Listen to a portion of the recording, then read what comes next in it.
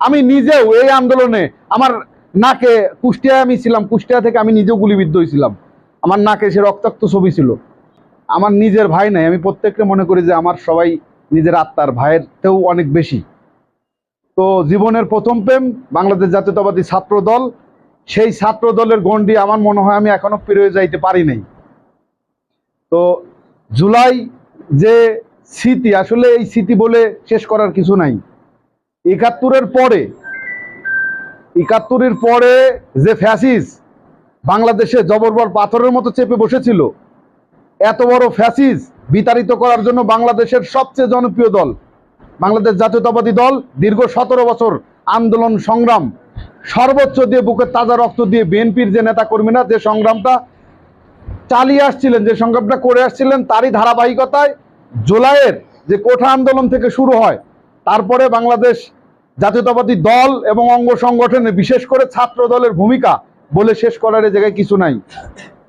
ছাত্র দল এবং বাংলাদেশ জাতীয়তাবাদী দল যখনই এই দেশের ক্লান্তি লগ্ন এসেছে, সংকট এসেছে, তখনই রাজপথে ঝাঁপিয়ে এসেছে।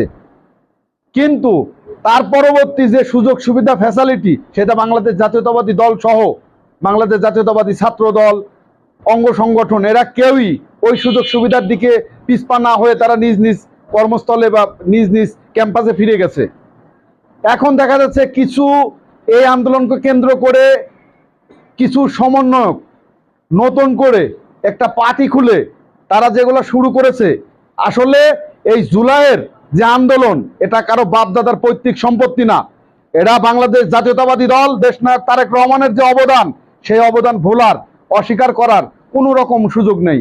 বিভিন্ন অঙ্গ সংগঠনের বাংলাদেশ জাতীয়তাবাদী দল ছাড়াও বাংলাদেশের যতগুলা ছোট ছোট দল আছে, এরাও দেখবেন বিভিন্ন সময় স্টেটমেন্ট দিচ্ছে যে এই আন্দোলনের মাস্টারমাইন্ড তারেক রহমান। তারেক রহমান যেভাবে অগ্রণী ভূমিকা যে যে জায়গায় ছিল এখনো আছে। তো আমরা তো কই এটা নিয়ে ক্রেডিট নেওয়ার কিছু নাই।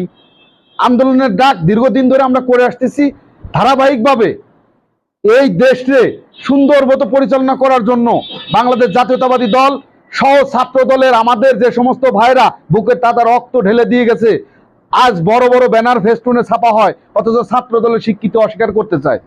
অস্বীকার করার এই জায়গায় কেউ নাই। পুরা বাংলাদেশ সহ পুরা মিডিয়ার মাধ্যমে বহির্বিশ্ব সবাই দেখেছে এই জায়গায় বাংলাদেশ জাতীয়তাবাদী দল সহ বিশেষ করে অগ্রণী ভূমিকায় ছিল ছাত্র দল। এদের ভূমিকা কি? তো যারা শহীদ হয়েছে, আমি সবার আত্মার মাগফিরাত কামনা করি। যারা পঙ্গুত্ব বরণ করেছে তাদের সুস্থতা কামনা করি। পরিশেষে আমি কালুখালী উপজেলা ছাত্র দলকে সামনে সুন্দর মতো করে, উপজেলা ছাত্র দলের নেতৃবৃন্দ আছে, আমি এদের কাছে আমার চাওয়া যে কালুখালী উপজেলা ছাত্রদল রাজবাড়ী জেলা ছাত্র দলের ভিতরে যেন একটা রোল মডেল হয়। অচিরেই 7টা ইউনিটের যে ইউনিট কমিটিগুলো আছে, সুন্দর ঢেলে সাজিয়ে দুর্দিনে যারা ছিল তাদেরকে রেখে সুন্দর করে ইউনিট কমিটির মধ্য দিয়ে কালুখালী উপজেলা ছাত্রদল রাজবাড়ী জেলা ছাত্র দলের মডেল হবে, সেই আশা রেখে আমি আমার সংক্ষিপ্ত কথা শেষ করছি। সবাইকে ধন্যবাদ। শহীদ অমর হোক খালেদা জিয়া জিন্দাবাদ। আগামী দিনের রাষ্ট্রনায়ক দেশনায়ক জনাব তারেক রহমান জিন্দাবাদ।